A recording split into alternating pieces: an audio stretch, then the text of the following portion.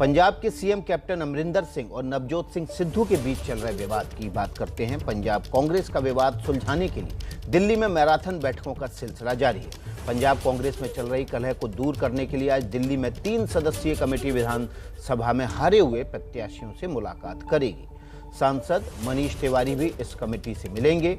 इन 3 सदस्यीय टीम में कांग्रेस नेता मल्लिकार्जुन खड़गे, हरीश रावत और जेपी अग्रवाल हैं। उधर कैप्टन अमरिंदर सिंह भी आज दिल्ली पहुंचने वाले हैं। पंजाब कांग्रेस ने इसकी जानकारी दी है। हालांकि हरीश रावत ने कहा है कि कैप्टन अमरिंदर सिंह कल या आज या कल शाम को कमेटी से मुलाकात करेंगे। अभी चंडीगढ़ से सीएम के दिल्ली रवाना होने का कार्यक्रम जारी नहीं हुआ है।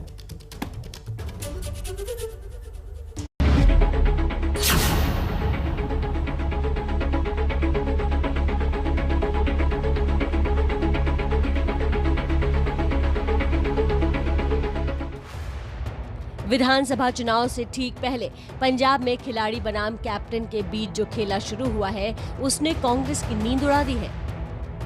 सिद्धू और परगट सिंह समेत कांग्रेस नेताओं की एक लंबी लिस्ट है जो कैप्टन के खिलाफ खुलकर खड़ी है और अब नजरें इस बात पर टिकी हैं कि पुराने खिलाड़ी कैप्टन क्या दांव खेलते हैं। पंजाब की उठापटक खत्म करने के लिए दिल्ली दरबार में बैठकों का दौर जारी है। इसी सिलसिले में खड़गे, हरीश रावत और जेपी अग्रवाल की सदस्यता वाले पैनल को आज विधानसभा चुनाव में हारे उम्मीदवारों से मिलना है। सीएम कैप्टन अमरिंदर सिंह भी आज शाम या कल दिल्ली में कमेटी से मुलाकात करने वाले हैं। दरअसल जिन मुद्दों को लेकर कैप्टन के खिलाफ मोर्चा खोला गया है, उसमें गुरु ग्रंथ साहब बेअदबी मामले में नाकामी, बादल परिवार के साथ सांठगांठ के आरोप और 2017 के चुनावी वादे पूरे नहीं करना शामिल है। हालांकि कैप्टन की तरफ से दावा किया जा रहा है कि 85% काम पूरा हो चुका है। अब तो कैप्टन को हटाने तक की मांग हो रही है। कहती ये रहे है कि ਜਦੋਂ ਤੁਸੀਂ 4.5 ਸਾਲਾਂ ਚ ਇਨਸਾਫ नहीं दिवा सके ਤਾਂ 6 ਮਹੀਨੇ ਸੋ ਤੋਂ ਕੀ ਆਸ ਕਰੀਏ। अगर ਜੇ सरकार ਵਧੀਆ नहीं ਚੱਲਦੀ ਤਾਂ ਮੁਖੀ ਨੂੰ ਬਦਲਿਆ ਜਾ ਸਕਦਾ।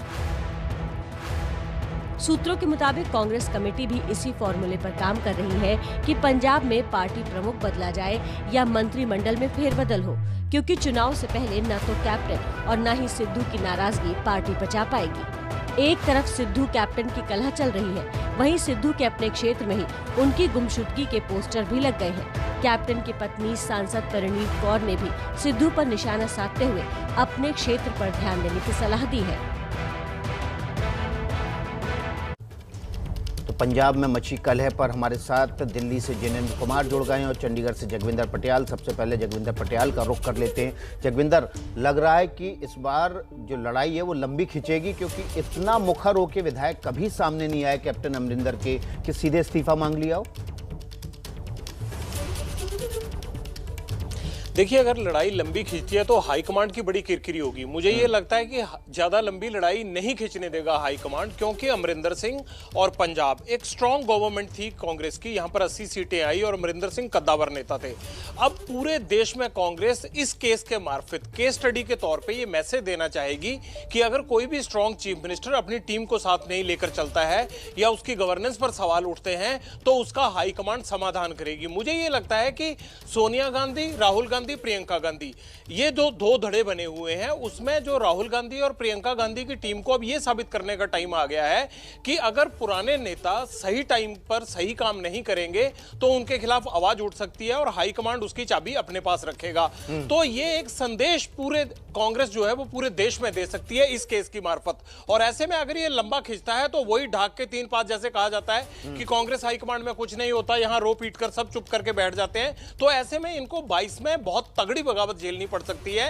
लेकिन ये सिर्फ एक टेस्ट लगाकर देख रहे हैं, जो ये पूरी एक्सरसाइज की गई है कि कहीं राजस्थान की तरह ये मिसफायर तो नहीं कर जाएगा। क्या वाकई ही इतना खतरनाक माहौल बन चुका है कैप्टन के खिलाफ या नहीं? इसलिए सभी लोगों से बातचीत करके पुख्ता काम करने की कोशिश कर रहे हैं, क्योंकि अगर कच्चा रह गया तो ये भी जानते हैं कि कैप्टन जो है वो हाईकमांड के पसीने छुटा देंगे और कांग्रेस को उससे भी बड़ा नुकसान हो सकता है। लिहाजा हर चीज को ठोक बजाकर देखकर फैसले लेने की घड़ी है कांग्रेस के लिए। जी बिल्कुल, ठोक बजाकर देखकर फैसले लेने की घड़ी है। लेकिन जिनेंद्र कुमार, फैसला क्या होगा? क्या नेतृत्व परिवर्तन होगा या फिर प्रदेश के अध्यक्ष को ही केवल बदल के काम चला लिया जाएगा? जी विकास जी, फिलहाल तो यही समझ में आ रहा है कि संगठन और सरकार दोनों में बदलाव होंगे। जहां संगठन के स्तर पर जो सबसे बड़ा चेहरा यानी प्रदेश अध्यक्ष का चेहरा है वो बदला जा सकता है। उसकी एक बड़ी वजह यह है कि सुनील जाखड़ जो मौजूदा प्रदेश अध्यक्ष हैं उनका कार्यकाल भी पूरा हो चुका है। हालांकि वो कैप्टन की पसंद है और कैप्टन उन्हें बरकरार रखना चाहते हैं, लेकिन उनका समय पूरा हो चुका है। और सबसे बड़ी बात यह है कि उन्होंने खुद अपना इस्तीफा दिया गुरु ग्रंथ साहिब बेअदबी मामले को लेकर के, तो उनका रिप्लेसमेंट ढूंढा जा रहा है। और यही एक जटिल सवाल है कि रिप्लेसमेंट ऐसा होना चाहिए जो कैप्टन को भी मंजूर हो, जो सिद्धू को भी मंजूर हो, जो बाकी धड़ों को भी मंजूर हो। और इसके अलावा जहां तक सरकार का सवाल है तो सरकार में डिप्टी सीएम जो है उसको लेकर के कई तरह के कयास लग रहे हैं। सिद्धू को लेकर के भी कयास लग रहे हैं। यह भी कहा जा रहा है कि दलित डिप्टी सीएम हो सकता है। कई दलित विधायकों ने पिछले 3 दिनों में पैनल के सामने दलितों के प्रतिनिधित्व का सवाल उठाया है, क्योंकि आपको मालूम है विकास जी की पंजाब में अकाली दल ने दलित डिप्टी सीएम का वादा किया है, बीजेपी ने किया है, आम आदमी पार्टी भी दलित डिप्टी सीएम का कार्ड खेल चुकी है। तो कांग्रेस के दलित नेताओं ने भी ये बात पैनल के सामने उठाई है। हो सकता है कि आने वाले दिनों में हम कैप्टन सरकार में एक दलित डिप्टी सीएम देखें। डिप्टी सीएम के पद को लेकर के सिद्धू को लेकर के भी कयास लग रहे हैं। कयास ये भी लग रहे हैं कि सिद्धू प्रदेश अध्यक्ष के पद पर बैठना चाहते हैं। तो कई तरह की पेचीदगियां हैं। अब बड़ी जानकारी दे रहे हैं कि कि संगठन और दलित सरकार डिप्टी दोनों सीएम स्तर भी हो पर सकता बड़े है। बदलाव कौन कौन से नाम हैं जो दलित डिप्टी सीएम की रेस में आगे हैं? जी विकास जी, दो बड़े नाम जो मुझे ध्यान आते हैं इस वक्त, एक तो राजकुमार वेरका जो अमृतसर से आते हैं और दूसरे चरणजीत सिंह चन्नी। जहां वेरका फिलहाल मान्यता प्राप्त मंत्री हैं, वहीं चरणजीत सिंह चन्नी जो हैं वो कैबिनेट मंत्री थे कैप्टन सरकार में। उन्होंने भी इस्तीफा दिया गुरु ग्रंथ साहिब बेअदबी के मामले में। और दोनों ही युवा हैं और दलित चेहरा है पंजाब कांग्रेस की राजनीति का। बल्कि चरणजीत सिंह चन्नी विधानसभा में नेता विपक्ष भी रह चुके हैं पिछली विधानसभा में। तो ये दो बड़े नाम है। इसके अलावा हो सकता है और भी कोई छुपा रुस्तम हो।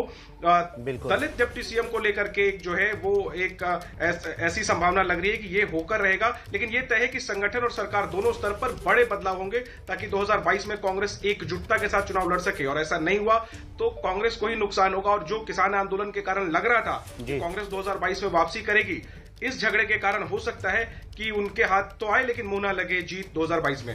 जी जगविंदर, आपका रुख करना चाहूंगा। जो जैनेंद्र कह रहे हैं दलित डिप्टी सीएम की, ये तो मतलब गेम चेंजर भी हो सकता है पंजाब की राजनीति के लिए।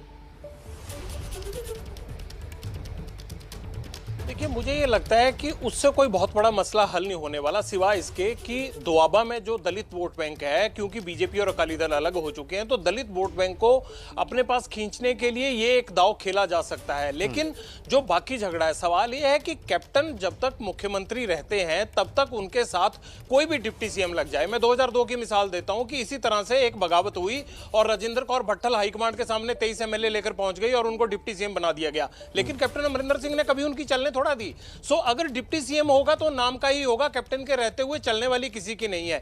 यहां सवाल यह है कि आखिरकार पार्टी को ऐसा क्या नेतृत्व पंजाब में दिया जाए जिसको देखकर पंजाब के लोग 2022 में खुशी खुशी उनको वोट डालें। असली चेहरे की लड़ाई वहां पर है। और दूसरी बात, कोई भी बड़ा नेता, मुझे लगता है कि जिस स्थिति में कांग्रेस को लाकर इन अंदरूनी कलह और इन खुद के नेताओं ने खड़ा कर दिया है, डिप्टी सीएम बनना नहीं चाहेगा। राजकुमार वेरका की दिलचस्पी हो सकती है, लेकिन पार्टी यह भी देखेगी कि उससे हासिल क्या हुआ। क्या पार्टी का वो कलेश जिसके कि 22 में और ज्यादा खिलर जाने की संभावना है और ज्यादा बढ़ जाने की संभावना है, क्या वो सिमटा या नहीं सिमटा। इसलिए कड़े फैसले लेने पड़ेंगे और सारे पंजाब की नजर हाईकमांड पर लगी हुई है, तो ये भी हाईकमांड को अपने ध्यान में रखना पड़ेगा। चुनाव 8 महीने बाद है।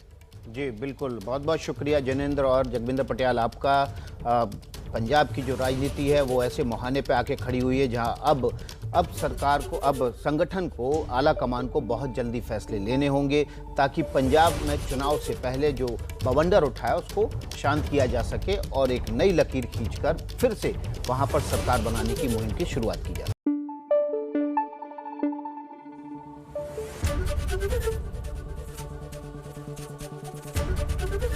एबीपी न्यूज आपको रखे आगे।